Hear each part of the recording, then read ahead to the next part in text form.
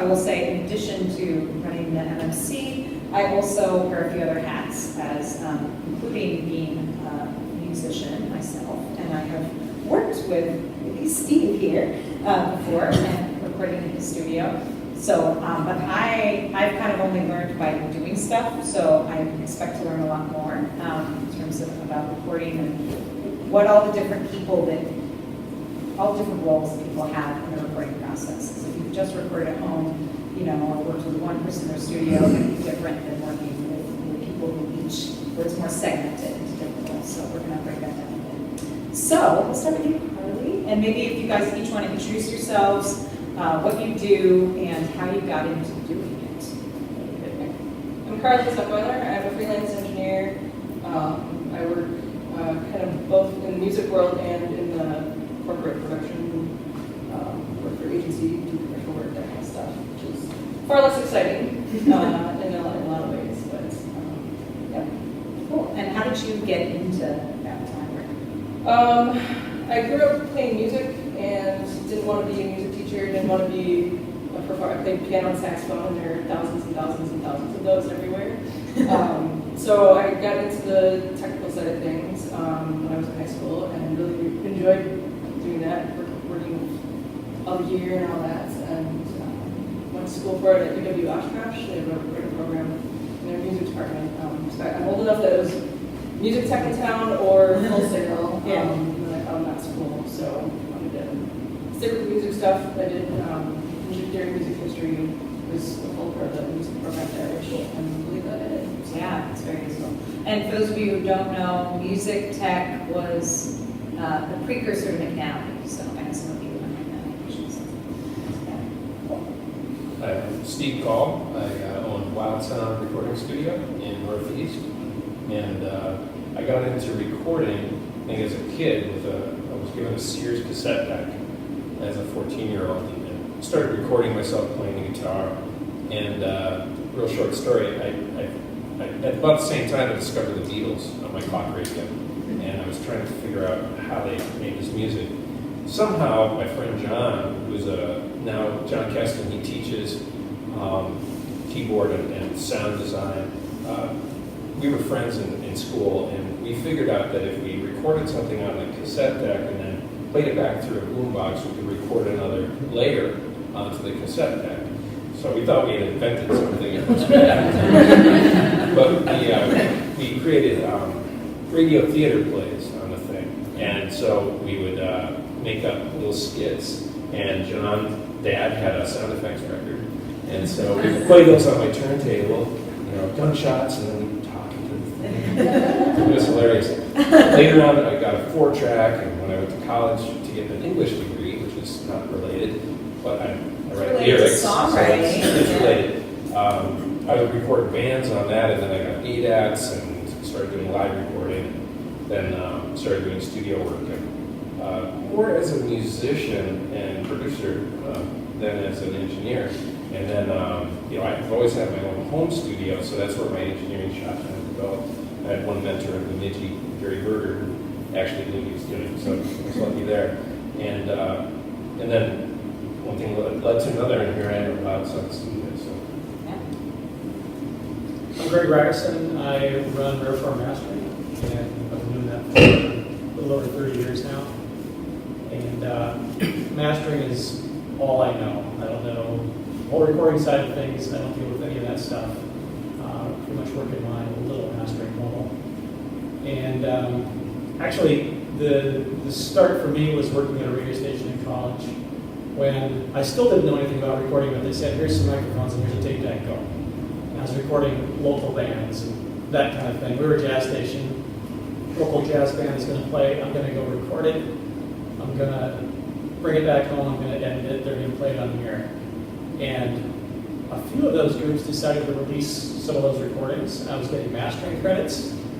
Not a clue what that was, but I was getting it. And I thought, okay, cool. I kind of like this behind the scenes thing.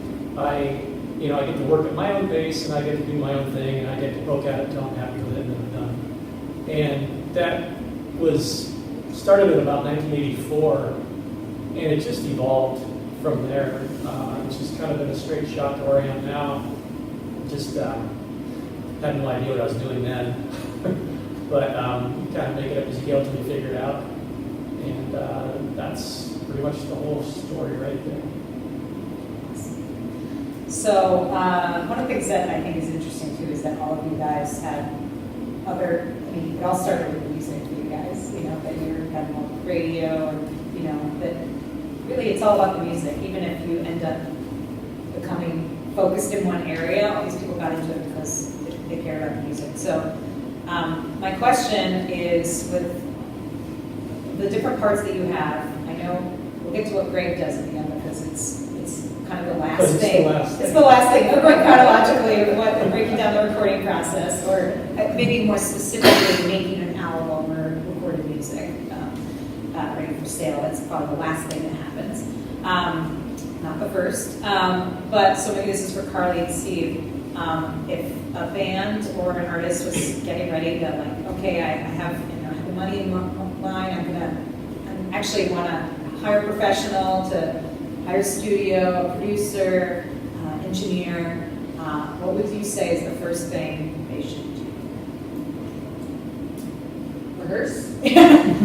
Oh, have music? Oh, lots of music ready. Okay, cool. Which usually, if they're thinking about going to the Right. studio, when you're already at that point, where you've got songs that you really like, you spend a lot of time on them, kind of getting them to the point where, hey, I feel good, I want to tell the world about this stuff. Yeah, and that's interesting you bring that up because I think sometimes, you know, you hear these stories about these bands that, you know, they write a lot of their stuff in the studio and then, you know, they're recreating it all, and sometimes that happens. But you still want to go in with material and a plan, correct? So, yeah. Even if that changes. Preparation is it, that's key. Yeah. So, So, time is money, so it's, you know, the things you read in Rolling Stone or whatever about bands that have the luxury of having maybe it's their own studio that they've built. That's not really the reality for a lot of people, I think. right. So, Or they have enough money to hire out a studio for that period. right, yeah. So unless you can afford to book a studio for 3 months straight, you kind of gotta go. Maybe you have enough money for a week, so you have to be really prepared to make the best use of that time because you want to. Hopefully, you're going to come out with your album recorded at the end of that week. Maybe you've got a few other parts to put down. You know, those really awesome shaker parts and hand claps and stuff. But that's always my recommendation when I first talk to these bands about that. It's just I don't want to be the one wasting their time either. Right, right. Yeah, so for people who maybe haven't worked with a professional studio, like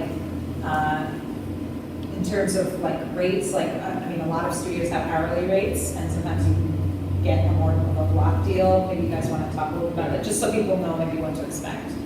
Sure. Yeah, I mean, our studio does a day rate or a project rate or an hourly. It just depends on the project. If you only need 3 hours to get a few piano pieces down, you do it hourly.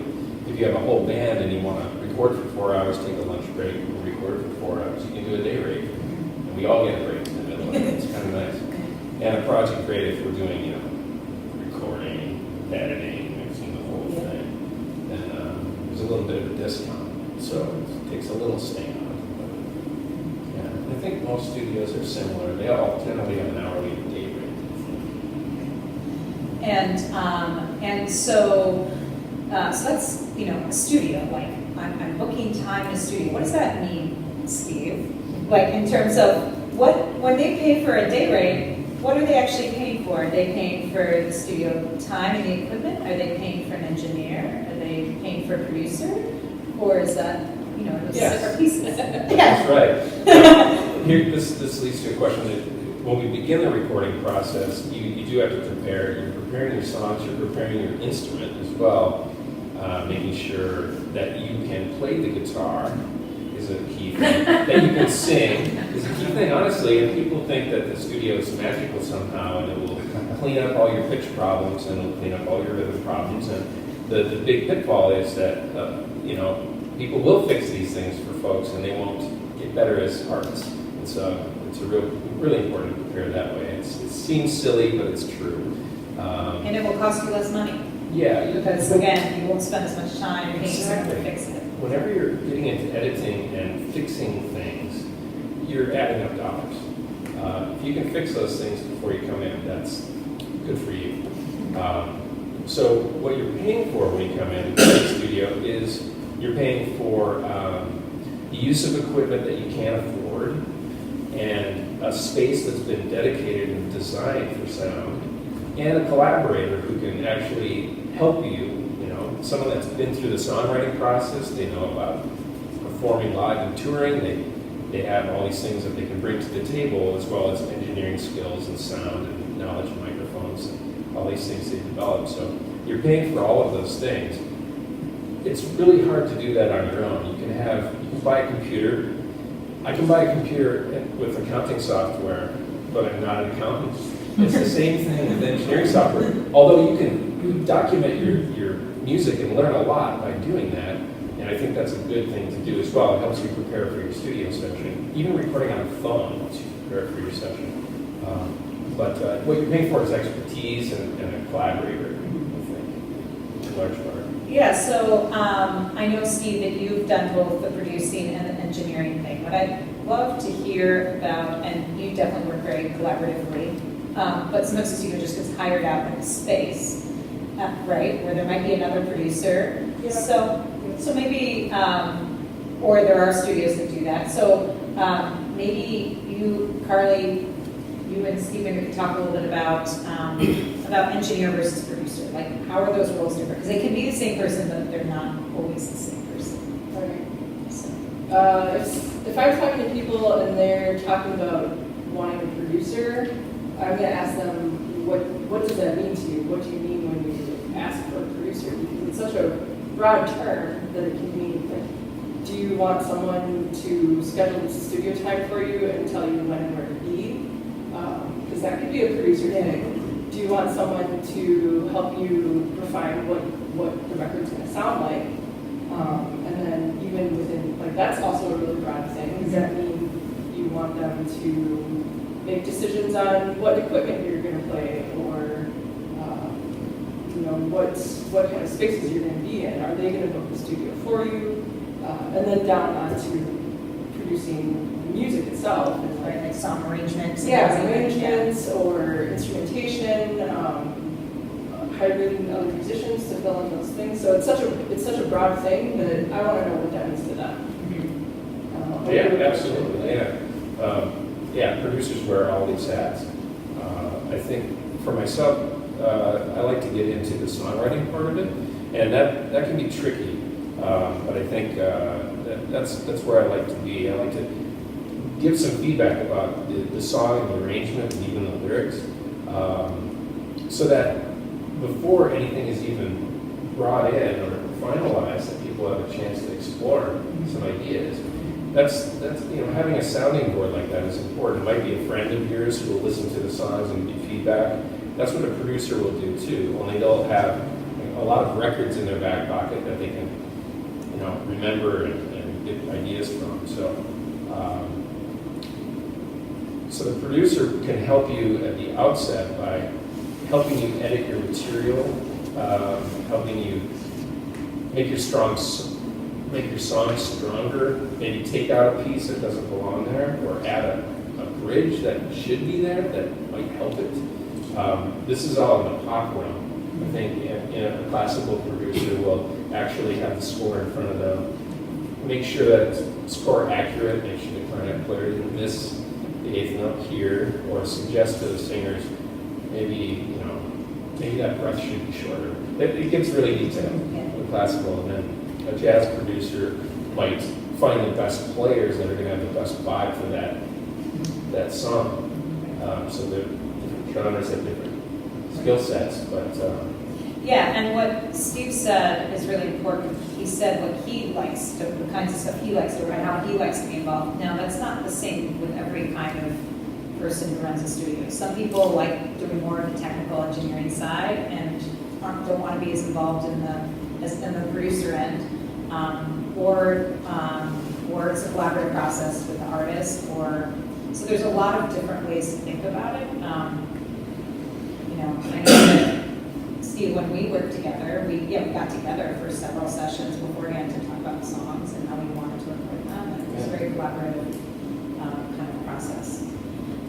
So what do you guys think are the biggest mistakes people make when they hire, like maybe the first time in the studio or hiring professionals?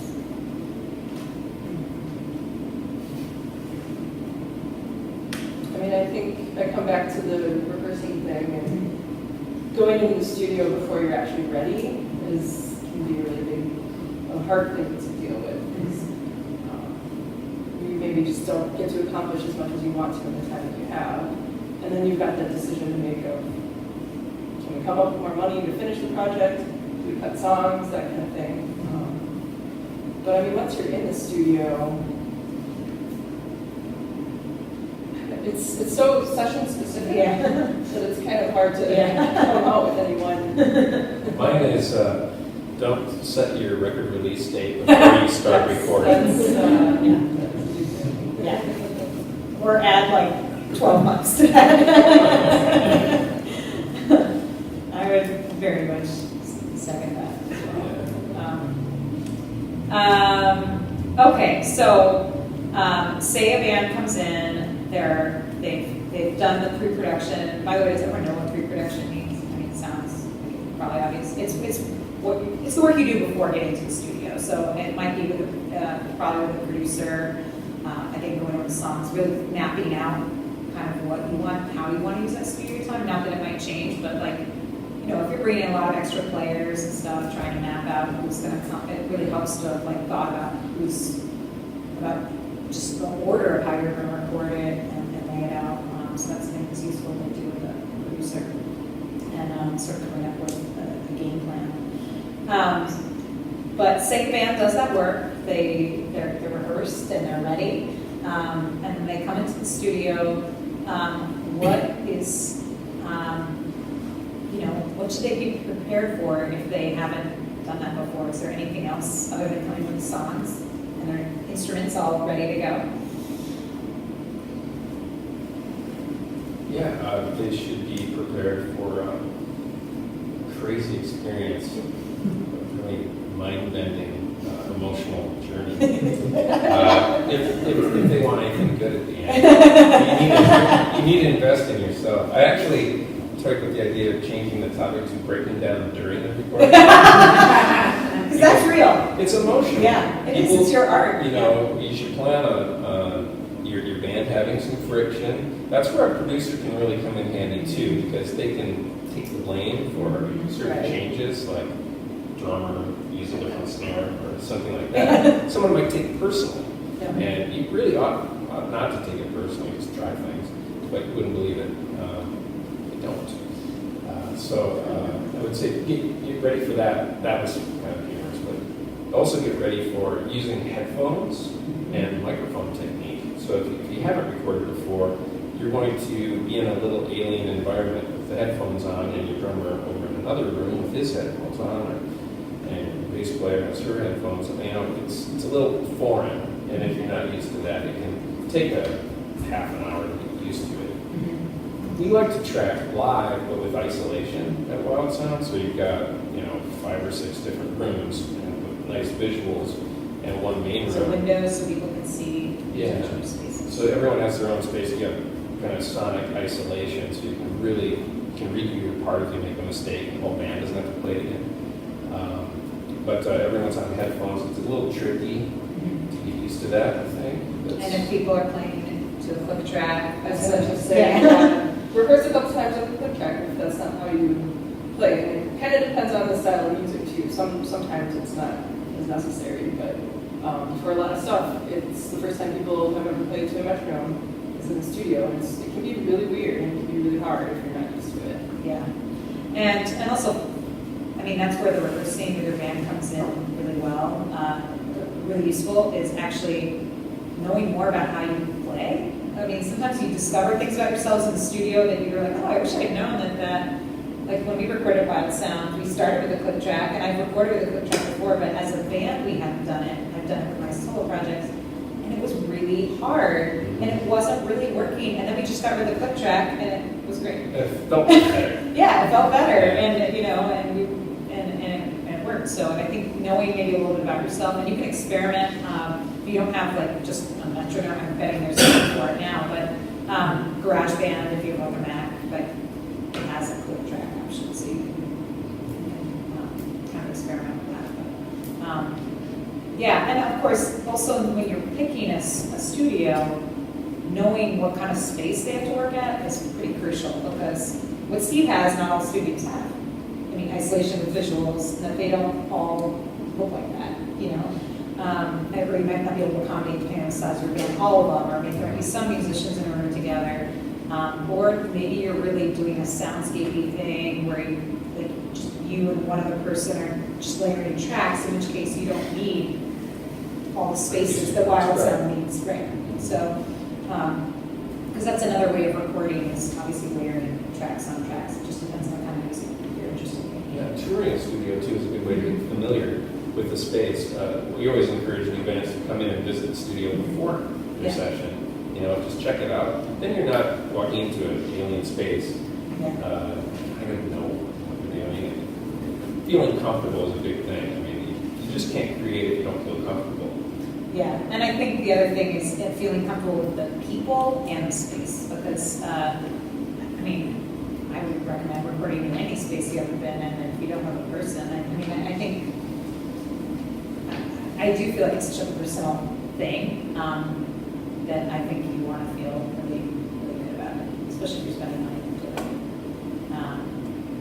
And Carly, so you work at many different studios, or do you work out of one studio? I kind of float around. I don't work for any one studio, so it's actually, I really like it because then I get to see a bunch of studios that I might not otherwise get to see and meet a lot of different people. So. And so who typically hires you? Is it the band or the producer or? It's usually either the band or the studio. So I kind of like both sides of it are my clients. Yes. Okay, interesting. And do you feel like your job shifts depending on who the actual client is, or is it always just about recording? I don't think so. I think it's usually pretty, because they're hiring me for the same thing. Yeah, exactly. What you said, Steve, earlier about sort of the relationship part, the friction part, and like using the producer as, you know, as a buffer. Not that that's necessarily their job, but can be useful for sure in terms of like having someone who isn't. I mean, if you've recorded your own stuff, especially if you're have a band dynamic, if one person in the band is in charge of everything, that can be, unless it's an obvious band leader, it can be even more trying. And when you have someone else who can be like, seem like a neutral party and help with that, yeah, it's helpful. It's really nice to have somebody on the other side, maybe next to the engineer, to just listen to the takes and notice things about the music. You know, you guys, I know you can play that one better. Let's do another take. Would be a producer move. I'll step into that role if I'm just engineering, and oftentimes that, you know, you're asked to fill in those gaps if there is no producer present. But it's really nice to have that person who's really familiar with the music of the artist. Right. And it also relieves some pressure from that principal artist who may have written the songs, or is the singer, or has a lot to do. They can focus on performing and not running the session. It gets to be a bit much. And it's, you know, we tend to want to work in 3 or 4 hour blocks, because focusing intently for longer than that, you get a little bit crazy and start making funny decisions. It's good to focus, take a break, go back and focus again. It is funny how sometimes you're like, I'm willing to push through, and then you're like, but you don't get anything better out of it. Yeah, sometimes. Sometimes. No, I don't know. every time I think I have it figured out. Someone proves me wrong. Okay, so say you're well rehearsed, you went into the studio, or you toured the studio, you picked your studio, your engineers, your producers, all that is good to go. You've had very successful recording sessions filled with friction, but ultimately good music making, right? That's where we've gotten to. Okay, we've done all these great sessions. Okay, so we need a couple what's the next step? After you're like, okay, we have all these raw tracks or a million tracks, versions of these songs. What's the next step? Probably want to edit. Which, depending on who you're working with, can be part of the mixing process. Yes. But sometimes it's easier to think of those as two separate things. And do you edit as well? Yeah. So you sometimes edit before mixing in person? And Yeah. Mixing in person? Yeah. So that might be a thing where you've got 20 piano solos and you only have room for one of those. So which one is the best one? Or are there parts that you want to try to have together into one single piano solo? Or you recorded 40 guitar tracks because you could, but you actually only want it to sound like you've got 3 guitar players. So which you have some decisions to make there. And then that will make mixing way easier because then you don't have to wrestle with all of those different versions of the same thing. I don't know how your workflow is. Yeah, absolutely, yeah. I would just interject one thing. It's important when you're planning your sessions to leave some time for these processes. One thing that we've noticed is the more time you have to listen to those takes on your own, not burning studio time, you can listen to all those takes and decide which pieces you really like, which is the keeper take. It's not always apparent the day you do it. You think, wow, take 4 was great. You listen to it, you were rushing.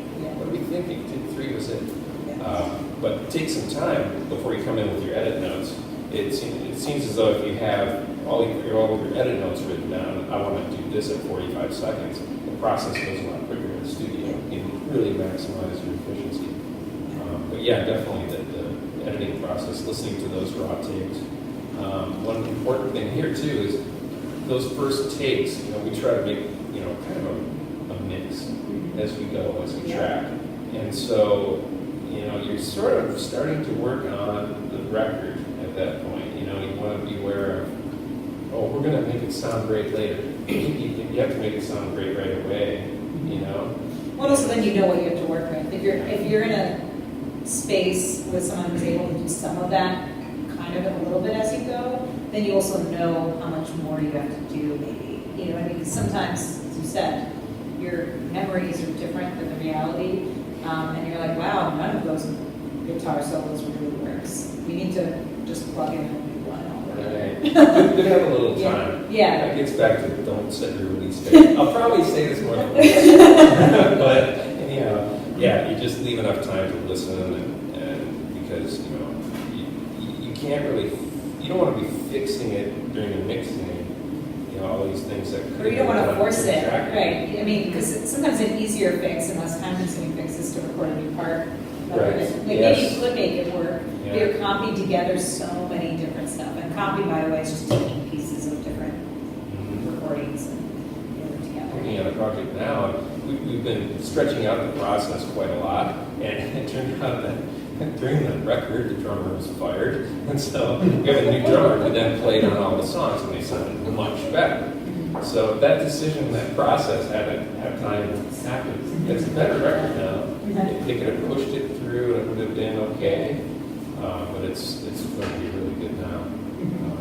But again, there was time, and they weren't rushing it. He was going to release in the fall, and I said, "Oh, we'll do it in February." That's great. Why rush it when I get it right? So that makes me think. So Greg, I know you're pretty quiet over there because this is not your wheelhouse, as you said. So they've edited it, and they have some tracks they like, but they're not perfectly happy with it. Should they send it to you for mastering? Nope. I want mixes to work with that you are perfectly happy with. I don't want you to say, well, we kind of did this, but we kind of didn't accomplish this, and this is this way, this is that way. I'm like, you're not done mixing. Maybe you're not even done tracking. Yeah. You're not done with this record. I really want something you think is perfect. My job is to take it from there. Right. So we're going to get more into the weeds with the mastering in just a little bit. So going back to the mixing. So, okay, so they're not ready for mastering yet. They need, the tracks aren't quite done. They like the basic tracks, but maybe tell us a little bit about the mixing and what happens in the mixing process after the editing. There's some great areas in editing. Right. sometimes, yeah. It's it's- happens together. I mean, mixing is where you're bringing everything together and making it, polishing it up, making it sound what you want it to sound like on the radio or wherever you're going to play it. You're making decisions about how loud one thing should be in comparison to another instrument. You're making decisions about where in the left to right field you want those things to live. Stereo. Yep. If you want any effects that you didn't do in the studio while you were recording, reverb, delay, all that kind of stuff. Sometimes, so like one thing that I've done in mixing that is sort of an editing thing is a thing where if somebody wants their part artificially doubled, so that it's kind of an editing thing, but it's a mixing decision too. So that's kind of some of the gray area stuff. I'm sure there's a lot of other stuff that you have to add. Every project's different. You know, you try to establish a balance with those initial takes, and then work on fine tuning it. Hopefully, you don't have a ton to fix sound wise. Hopefully, the banjo sounds right, and the drums sound right. It's more of a balance thing. Oftentimes, artists will have records that they really like, that they either they really like the artist or the sound of the album, and they'll play it for us. That might happen to you as well, right? You get source material that they say make me sound like Fleetwood Mac. I had someone do that to me once. Like, we called Lindsey Buckingham. Their finished thing, and they emailed me back and said that was very nice, and then they had a screenshot of the compression and talked about Tusk and how that was mastered. I thought, wow, that's deep. I was just hoping that you had the same experience. But they do send me reference stuff, but it's way too late by the time I get something for the reference stuff to be meaningful. That had to happen in the production period. There you go. Do you ever, I was going to ask, suggest to people you really should just keep mixing this, or maybe you might want to retract this? Would you go that way? I send people home if there's something that's just not going to get them to where listeners can be happy. My job, ultimately, I've got two masters to serve. I've got a client that wants something, but really I've got listeners that want something. My job is to serve the listeners. The listeners are listening to millions and millions of songs streaming, right? And then your song comes out, it's got to fit in that pocket. And if you are doing something that's over here and the pocket is here, your listeners are not going to be happy. My job is to say, look, we got to get you over here. And sometimes that does mean you got to go back and you got to fix these things. It happens. I mean, I'd say maybe once a month I send somebody home to say, you got a problem with this. Maybe it's just one song, maybe it's the whole thing, but usually there's something they didn't notice. And that's ultimately my job, is to be the guy at the end that hasn't gone through any of this wrestling, right? All the stuff that they've been describing, all the stuff you have to go through to create a record, to construct and create this thing. I don't know anything about that. I don't want to know anything about that. I'm not emotionally attached to this record the way that they are. So I can just sit in my space and say, okay, I've got a million songs in my head. In whatever genre it is, I know what this genre is looking for. You give me the song, and I can now tell pretty quickly you did it or you didn't do it. And ultimately, if they want to sit in a certain place and they're over here, I will try to get there, or I'll help them get it there by going back to someone next to you and saying, look, you got to make these changes. And it might not feel like it, but that's maybe the best kind of mastering I've person. gotten in a lot of trouble. Someone who's like, no, I'm going to give you the honest feedback. I've had because lifetime enemies doing that, and I don't care. I'm not interested in any of the ego crap that goes on in the studio. I'm only interested in what this listener does, how this listener is happy with this artist's product. That's all that matters to me. And I would recommend, depending on, you might have different people doing each level of this thing, right? You might have an engineer and a producer and a different mastering person. I've often worked with producer/engineers, right, who kind of doing both, so we're all kind of in the thick of the weeds doing it, the people I trust. But then I think it's even more important that you have someone else master it or hear it or be involved with it in some part of the process who's maybe less emotionally connected and invested, I think is really helpful because they, they hear things that you don't, because they're listening more for the technical aspects sometimes, not just for the musical ones. I know nothing about the record. I don't know that it took 15 takes to get this vocal performance. I don't have the 14th take in my head the way that the mixing guy does or the producer does. All I know is the take I'm hearing right now. And I'm not even listening musically, because at that point the music's done. The content is done when it comes to me. It's the presentation of that content that I'm interested in and how a listener is going to hear it. And so my job is a lot more technical, a lot less on the creative side. I can do creative things to a certain extent, aesthetically, but it's really more of an analytical thing. I'll be done with the record. I will not have even noticed certain things about the record until it's done. It sounds great, and then I can relax and go, hey, this is good. Right. But if I get into, hey, this is good, too early, I'm emotionally attached. I'm no longer being analytical. I'm no longer doing my job. So, do you usually do mastering sessions with the artist present, or? I'd say about like 20% of the time, maybe. So it kind of depends on the artist whether they want to be present? Yeah, my work comes from all over, and so, at least more than half's from out of town, so they're not coming in. Yeah. And some people want to come in and they want to see every little thing. Most people just say, just do it and send it back to me. I'll listen to it in MySpace. And I personally, if I were doing a record, I would want to go in. I would want to see what's going on. I would want to meet this person and see what's happening. But a lot of people seem pretty comfortable just to send it in and get it back. I've done it both ways, but I have to say I just did a session where I was in person, and I really, and I don't always have the technical ears, which is why it's so important, that piece is so important, but to say I found it so useful to be there to really talk through like the soundtrack where they really play the differences of like, where do you want it to be in the, as you said, in the industry, and you're like, oh, I can now actually hear the differences of what you're talking about. Yeah, sometimes it feels very boring, like, okay, it sounds good, but I don't know how it's, I can point them out and say, look, this is the thing I'm fighting with. I know you want this, but this is what I want to work with. And that's the point where we might say, well, maybe you can go back and change that little thing.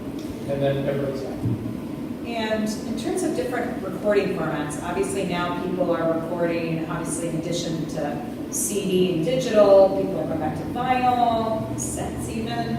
So maybe 8-track or Laserdisc is next, I don't know. Victrola, I don't know. Hard. I have 8 tracks. I haven't broken an 8-track player, but no function. Anyway, so what should people know if they maybe, when should they be thinking about that in terms of the recording process? Should they be thinking about that in the front end? Should they be thinking about it in the mixing and mastering? There are limitations to different formats. Digital essentially has no limitations. Anything goes. Any sound that you can capture is on the record. Anybody can hear it. That's pretty much, here's this box, put everything you need to fit in that box. And analog is very different than that. Analog has lots of limitations, lots of trade-offs. Vinyl is a big ball of compromise. And there are certain things that vinyl simply can't do. It can't do really loud level, high frequency content, for instance. It'll distort, it'll saturate. Digital can take a 20 kilohertz signal at 0 VU and it doesn't care. Analog can't do that. So, and especially vinyl can't do that. So there are lots of things that don't work, especially in the vinyl world, like hot sibilants on vocals, loud, distorted, clipped waveforms, that kind of thing. And so if you can step back, it should happen in tracking, but if it doesn't, in mixing you need to say, okay, if this is going to CD, anything goes, I can be as aggressive as I want to be. If this is going to vinyl, I need to really pay attention to sibilants, really pay attention to distortion, that kind of stuff.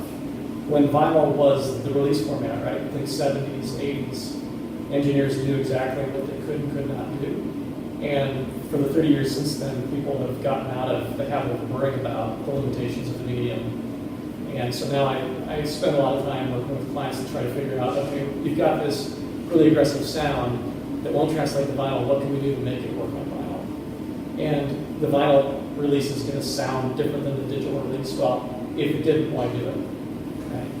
If you want to release on vinyl, then let's get a vinyl sound. And that tends to be a little bit more mellow. And it's good to think about that, especially if you've invested a lot of money in the studio time. It's good to think about maybe even down the road, like even if you're like, well, I don't have, I might have to do it on a Kickstarter, do vinyl, because it's really expensive to press, but I think I'm going to want to release it on vinyl. Like even knowing that then, that way you can have a version that's, you can have vinyl. At least about half the stuff that I cut, I don't master myself. It comes from somewhere else. And fairly often, one time, once a month, I'll get a master that just isn't appropriate for vinyl. I'll send it back and I'll say, look, work with your mastering person to have them reduce the signals on vocal, or give me a master that is not a CD master that's super loud and clipped. I want the master version prior to that without the limiting. So I've got something to work with. And technically, it's pretty simple if you think about the fact that vinyl is a shape. The sound of the music is the shape of the groove. And if the shape of that groove is notched, flat-topped, the way CDs tend to be mastered, you're going to get mistracking and get distortion. It's pretty straight. I also feel like thinking about your delivery medium should be part of that pre-production stuff too, because that could often inform what songs you're going to choose to put on that, just from the creative standpoint of what is this album going to be. Because if you're going to do a cassette or a vinyl release, and you've got like the last song of your A side and the first song of your B side is actually meant to just be one continuous song. That's not going to work on a vinyl or cassette because people are going to flip it over. So, and also thinking about the time length too. I know, right. especially with vinyl, you need a little more space to have, it sound with a range, Yeah, there are length limitations based on the content, for sure.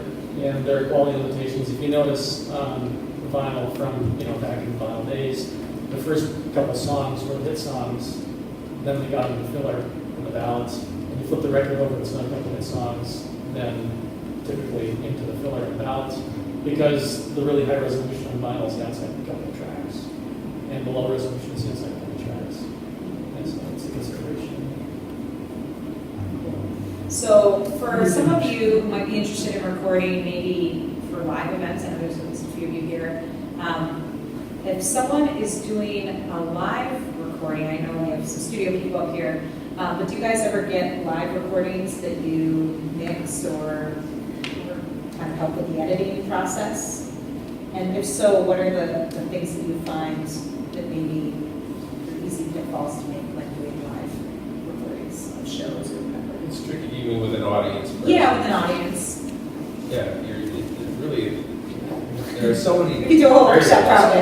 Yes, you do. But if you have someone, let's say, you have someone recording this live thing, like Chris Freimeyer at the Cedar Cultural Center, who runs live sound there, knows the room, and can record it using his board and your room lights. I mean, that's how we did our live record, and that turned out great. I mean, there was a lot of flexibility with the sound. It's always a little compromise because you're using different microphones for live sound reproduction than you are in the studio, but great sound and great live energy and great crowd sounds. That was really fun to work on. I worked on others where they thought, well, it sounds great coming out of the mains. If we put two microphones back here, it would sound fantastic. Yeah. And not so much. Right, because what you also capture is not just the music, you're capturing everything else in that space. Yes. There's inevitably, I'm sure any of you who've just even done like tripod live recordings on your iPhone or something, I'm sure many of you can attest to, there's always a loud drunk talker right next to the camera. And then you're like, oh, that was a great performance. And you look at the picture and it looks great. And then you put on the sound and you're like, all I can hear is that person talking the whole show. And you can't get it, edit them out. HVAC noise is another killer. You know, there's either a buzzing light or ear light or a air return system that won't shut off. Those are the things we always check for when we go and record live. So it sounds like the two most basic things. I mean, obviously, the more you have control of the environment, the more you can control the sounds. But the two kind of things that you could probably do to mitigate those is to at least have a feed from the board, so you're getting what's actually coming out of the microphone, all the recorded instruments and the microphones and everything, and then also having some kind of audience mics if that's what you're interested in capturing, right? Which is usually what people want. Yeah, the thing about live recording that I've noticed is, and I used to do a lot of that in the 90s, calling ADATs around in clubs, was that you'd have this pretty nice sounding recording, and the artists would get it back, and they'd be really excited because it felt like they were on fire. And they listened back to the performances and kind of skulk away because they weren't as on as they thought. And that's just an editorial tool. I mean, you probably want to record yourself on the phone or on some other medium. There are some really nice stereo recorders, Zoom recorders and things. You can get great sounding recordings, but you might want to do that a few times and see where your arrangements are at. See what things you want to work on for your performances. Because, I mean, really, it's a good place to start. And I think one of the challenges, especially if it's going to be something commercially released, I mean, if it's just something you're giving away for free, or there might be different standards, but when you've gone through the whole studio process, you've had all these like filters and edits and mixing and all this stuff, you have control of the environment and you have a master and all this stuff. When you have to do a live show, no matter how amazing it sounds in the moment, even if you're in the room in the audience and you're like, wow, that's the best show I've ever heard that band do. When you hear it on recording out of context, when you're not actually in the venue, it doesn't sound like the other recordings you have, and it won't because it's live, and there's humans who make mistakes, and you can't fix them all on a live recording. So, I mean, just be aware that it might not sound as, like, I don't know, industry ready as other recordings, unless you have a lot of control of the environment and a lot of shows. Right, multiple shows. That's a good way to go. But it's hard to afford that. Yeah. Crew Unless you work for it, well, we're almost out of time, but do people have, we've just been talking, so I'm assuming people have questions. Yeah? Yeah, I'm still a little confused about masters. You get a really good stereo mix from these guys. They've equalized it, got all the levels right. What, and that sounds good to my ears.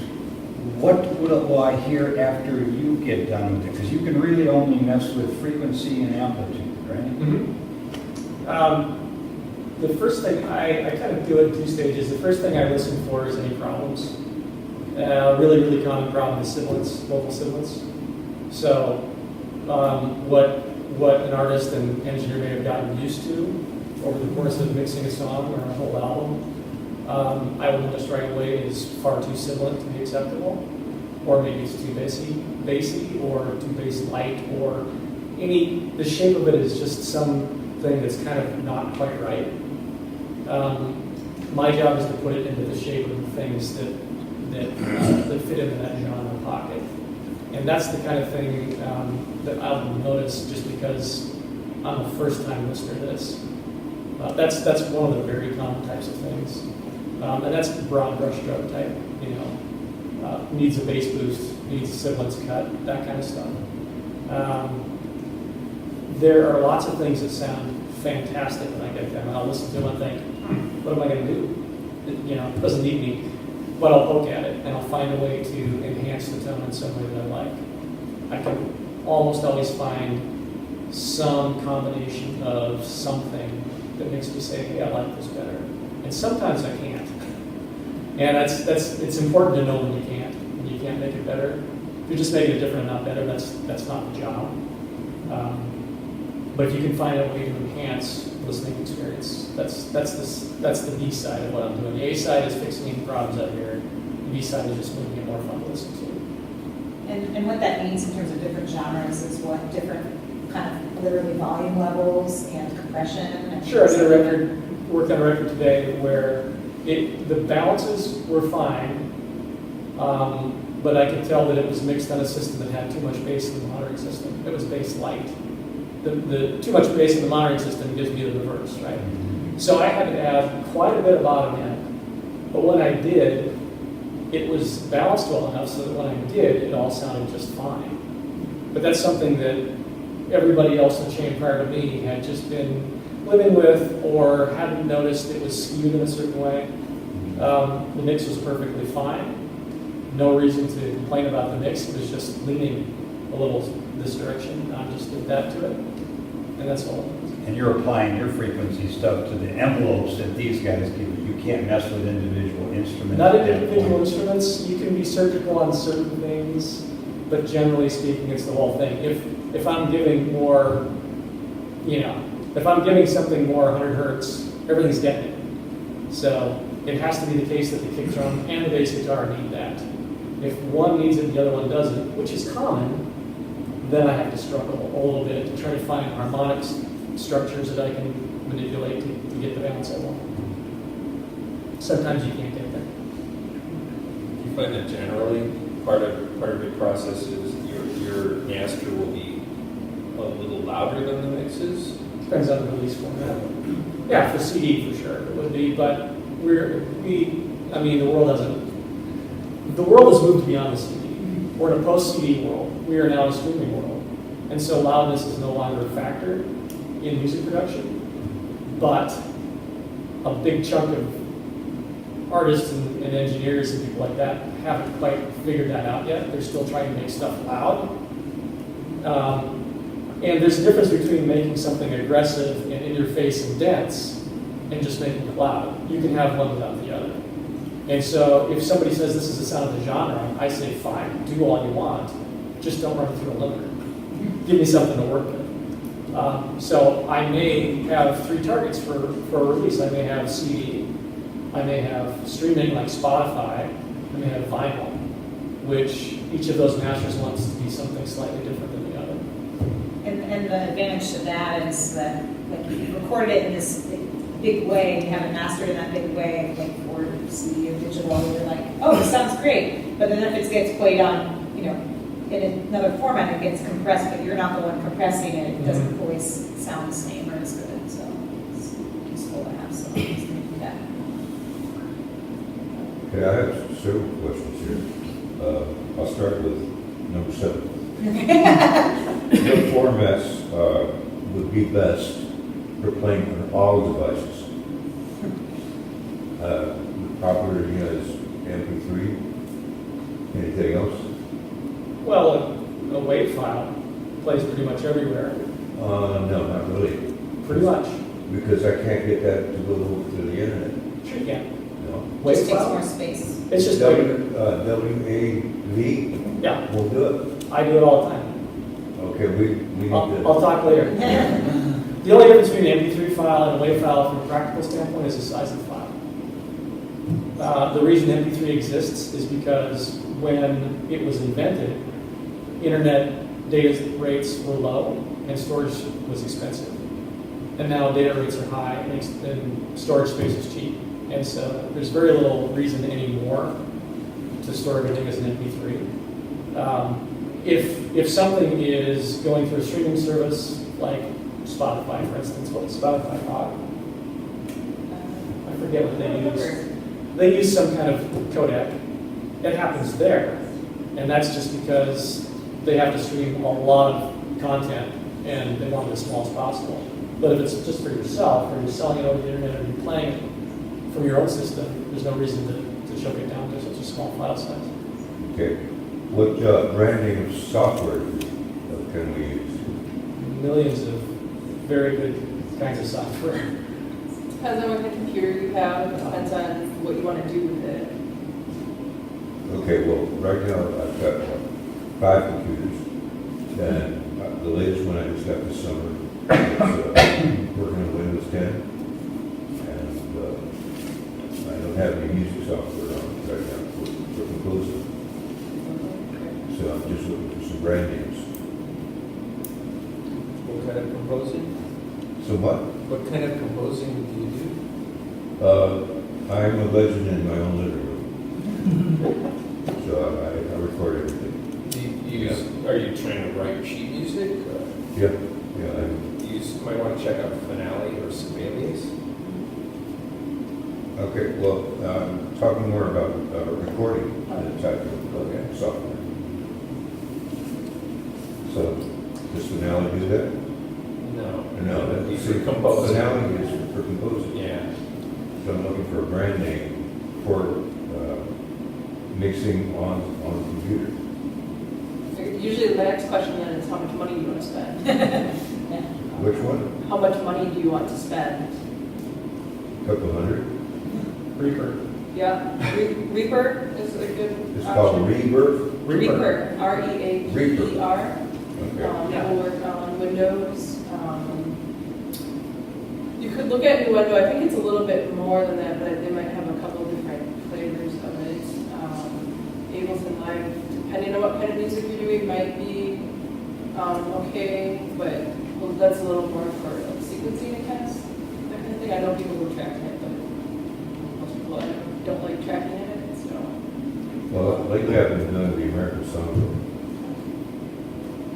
So we've reached Sept, we passed 7:30. So what I would say, what we can do is we'll be available if you want to talk more in detail about your specific projects or questions. Does anyone else have any sort of general recording questions?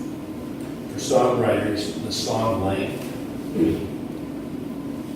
4 minutes, 3.5, is there a, Well, I mean, whatever the song needs. Yeah. I think, don't pad it out if you said what you want to say. If you have a lot of instrumentalists, maybe a little longer, but It yeah. depends on what your goals of the song are. I mean, if you're really going for that kind of like single radio thing, although even that's changed quite a bit. So I don't think there's any specific rule to that anymore. But certainly if you want it to be the radio focused track, maybe not a 15-minute song. but hey, Alice's Restaurant was what, 20, how many minutes? I don't know. 18. So I feel like the American Pie, there's always examples. Yeah, yeah, it's true, it wasn't a radio. Although it gets played every Thanksgiving. Yeah, the Vita set. Yeah. But yeah, I would agree. I mean, I think we do what the song requires. Yeah. So we recorded 10 or 12 songs, and they're getting mixed now. They haven't gone to the lovely mastering thing yet. And we're looking at, they're all covers. We haven't written any of these songs, so we're in this songwrites thing. And I've gone to Harry Fox and spent hours, and then easy songwrites. And that looks a little easier, but it's a little more expensive.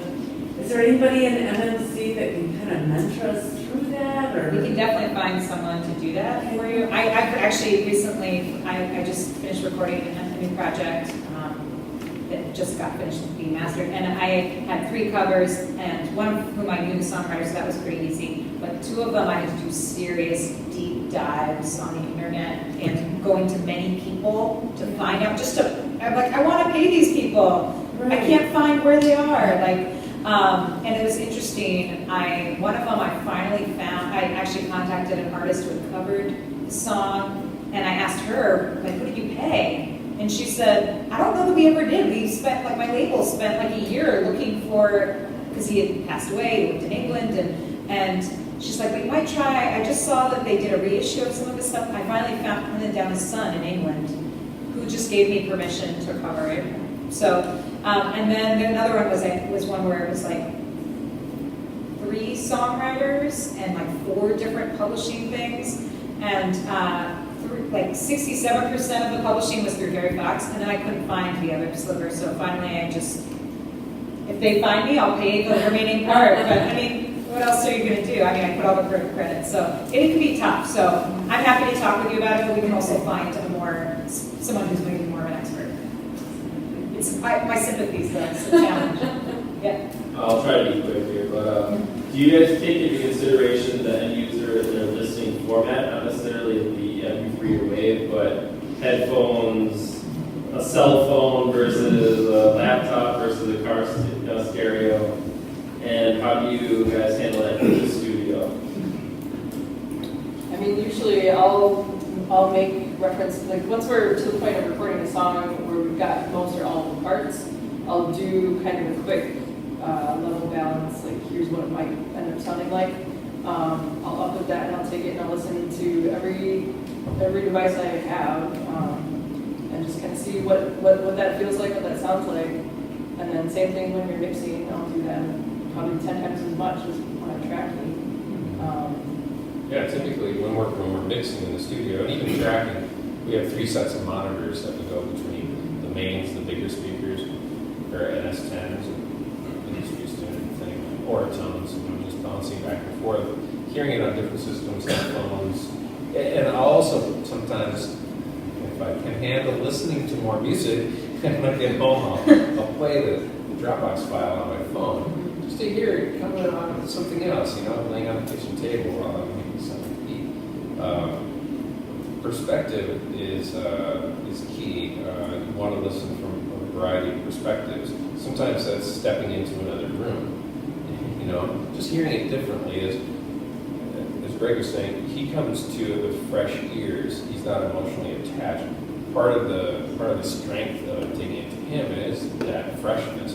You can give yourself a little bit of that by waiting a week to listen to the mixes that you finished. It's hard to do. You want to listen to it right now, but give it some time and then listen to it in another space, and it hits you differently. And you hear those things you might not hear in your mix otherwise because you're too attached. So, yeah. And then listen just as strongly when you hear the mastering too, because you might hear things, it can amplify some things. So I actually heard a click in one of my tracks that I must have listened to all those tracks a million times, as did my producer, and the mastering person, they didn't even hear it at first because it was something that was really minor that just got amplified, and you could only hear it when you were listening through one kind of like speaker or headphones. I was like, and then I played it. My husband's also a musician. I was like, he couldn't even hear it. He couldn't even hear what I was hearing. I was like, maybe I'm going crazy. Maybe I'm just making stuff up. I don't know. I was listening too many times. And then, sure enough, there was one, and we were able to get rid of it before. But anyway, you never know where it could come out. My comment on that is, and I go back to this a lot because, for one thing, it's what I grew up listening to. Classic rock was done before there were cell phones, before there were earbuds, before there were codecs, before there was streaming, before all that stuff existed. What existed then was people with giant floor-to-ceiling speaker systems and people with 3-inch speakers on their car dash and vinyl records and radio. And the good stuff, not all, but the good stuff, which is most of it, sounds fantastic today on an iPhone speaker, on earbuds, streaming, everywhere. Good mixes sound good everywhere. And so bad mixes don't. I guess is my point there. You're not mixing for a playback situation, you're mixing to make music. And if you're making music now, if it sounds good, it will work everywhere. If it's not properly balanced, it won't work anywhere. It might work just in the set of speakers you're listening to going on nowhere else. So, is making it sound as good as it can on an honest playback system is the best thing to do. Cool. Well, I think that's a great way to end. Making good music, which I think we're all here to do. So I want to thank our awesome panel, Greg, Steve, and Carly, and to you all for coming. We did.